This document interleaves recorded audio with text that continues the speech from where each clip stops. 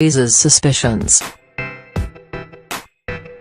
The Nina Ura range, which seems to include an SUV, a saloon car and a minibus, was debuted on North Korean propaganda this week. The range, whose name translated means "My Country," is being manufactured by Chongfeng, a joint venture company established by North Korea with a foreign partner. But all joint ventures with North Korea were banned under sanctions agreed by the UN Security Council in September, meaning someone is breaking the rules.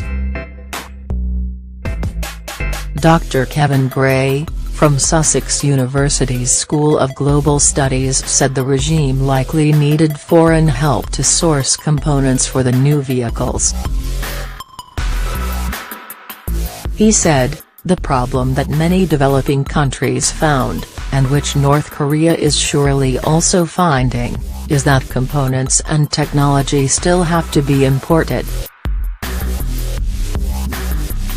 Thus simply the fact of domestic production does not necessarily reduce external dependence. At present, the nationality of the foreign partner is unclear." A 2012 report about North Korea's overseas dealings names the company without offering any clue.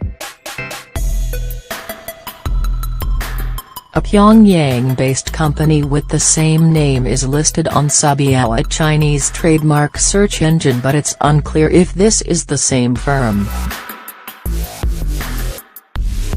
The company is also listed by the World Intellectual Property Organization, after an application was made in French, but no foreign partners are named.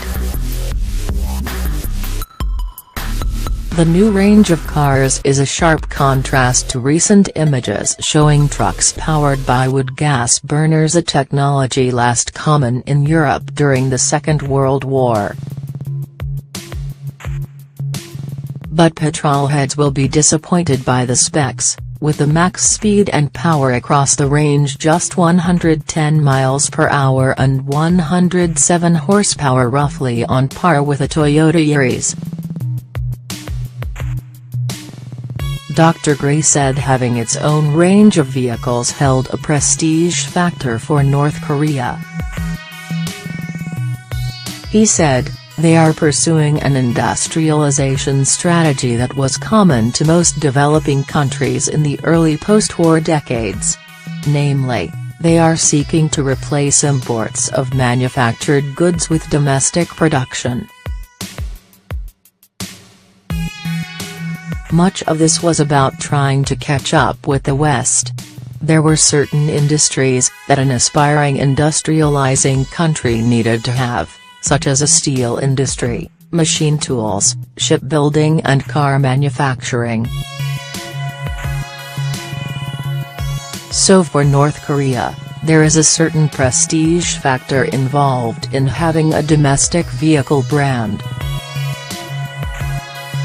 But he said it remained to be seen whether the new car range would pay for itself. While the prestige factor is real, whether it is an economically viable project is another question, he said. These days much of the North Korean economy is run on a profit basis, and there are good reasons to doubt that money would be invested in car manufacturing if it were simply a vanity project. It should be noted, however, that North Korea is also not a closed market.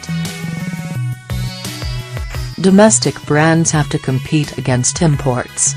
Chongfeng JVC has previously featured in propaganda footage of a Pyongyang trade fair, where it appeared to deal in trucks, tractors and foodstuffs.